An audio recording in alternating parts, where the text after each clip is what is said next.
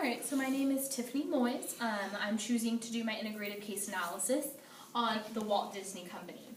So this is going to be my brief little YouTube video presentation on, again, what I chose, which was the Walt Disney Company for my integrated case analysis.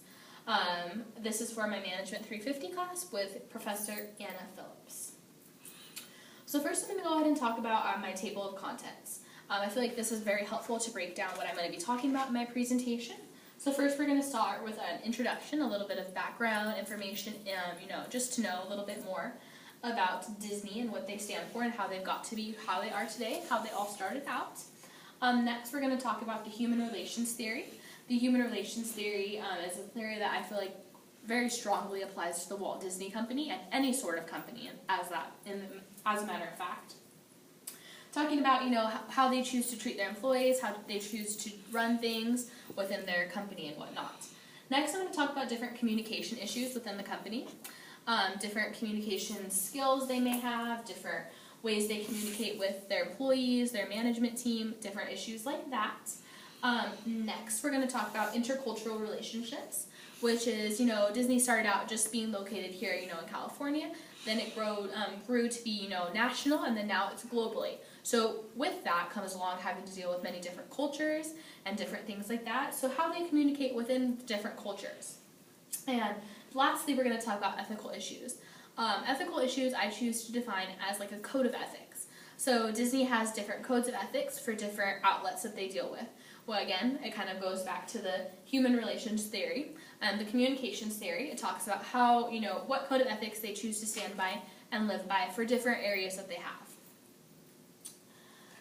Next is an introduction. So I'm going to go ahead and talk a little bit about our introduction here. So this right here is a picture of the Walt Disney Studios. So Walt Disney Studios, as what we call it, Walt Disney Company, was founded by two brothers named Walt and Roy Disney. It started back in October of 1923 and has grown and is still around today, and I don't think it's going anywhere anytime soon. The studios, when they opened their first studios, it was located in Burbank, California, and to this day it's still located at the same location in Burbank, California. So a little bit of a company overview about the company. Each year the company has grown to be bigger and bigger. It's been around for almost 9 decades now and continues each year to just make new milestones, be bigger, take on more, be successful with more, and stuff like that. This picture right here is actually a picture of the two brothers who started it all. We have Roy Disney here and then Walt Disney here, and those are the two brothers who started everything. When they first started it out, it was actually just a cartoon company. They were making black and white cartoons. They were just, making those just to get their name on the map. Throughout the years, they started to add more and more. They introduced color cartoons, full-length films, music, different plays. They were playing in different, areas. That was something that they started out with.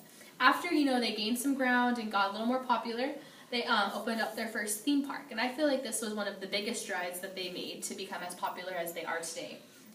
So they opened up their first theme park in Anaheim, California, which was called Disneyland. A few years later, unfortunately, both Walt and Roy Disney did pass away, a few years apart from one another, but they did pass away. But Disney continued to still, decide that they were going to keep going with this Disney thing. They felt like they had something, so they were going to keep going with it. So then they opened, a few different parks. They opened Walt Disney World, which was on the other side of the nation. So that made it, nationwide. And then they chose to open up different parks within, Japan, Paris. They're going to be opening a new park, in Shanghai. They've got different parks that they're going to have a cruise line, different things like that. So they continue to expand. They continue to buy out different entities, such as like ABC. They created their own radio station, their own channel, television channel. They created all kinds of different things, multiple films, different things like that. So needless to say, the company has grown and grown. From what it started out to be just a small company, with two brothers, it has grown to be bigger and bigger. So right here, this is a chart that's going to lead us into what we're going to talk about next. This is a chart that I found. It's an organizational structure chart of the Walt Disney Company. So the Walt Disney Company here, they break it down into 4 different entities. Actually, today it's 5, but we'll go over these 4 first, then we'll talk about the 5th one in a second. So the first one we have is Disney Consumer Products.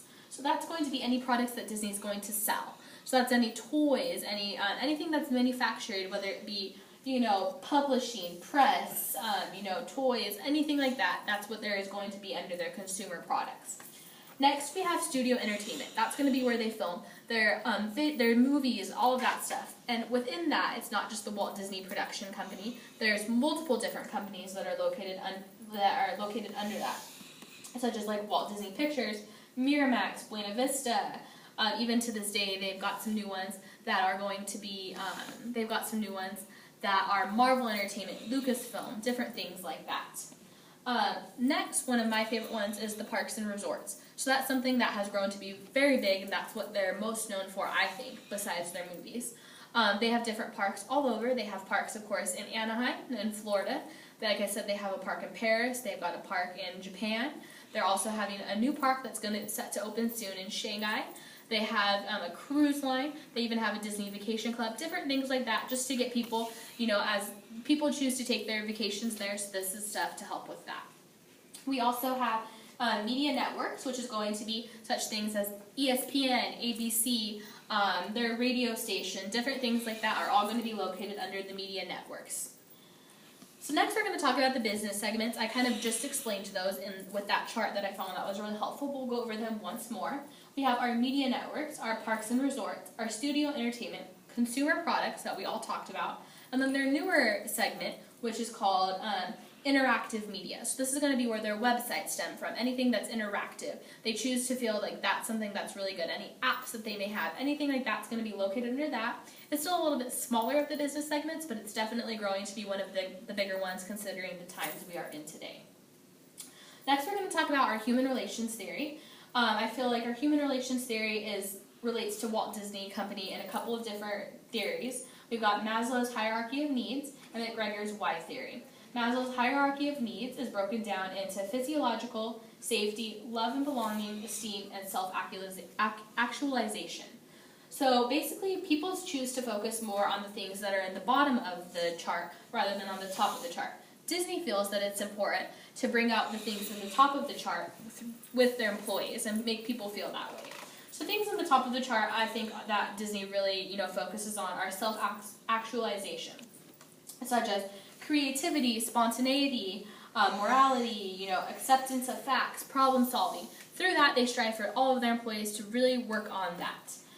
Next, we've got McGregor's why theory. McGregor's why theory talks about, an employee should feel that work is as easy as play is. So, Disney tries to make the work environment very fun and interactive and fun, so they don't have to feel like they're at work. When they don't feel like they're at work, they're going to want to be at work more, and they're going to want to produce more and be more productive. So that's another thing.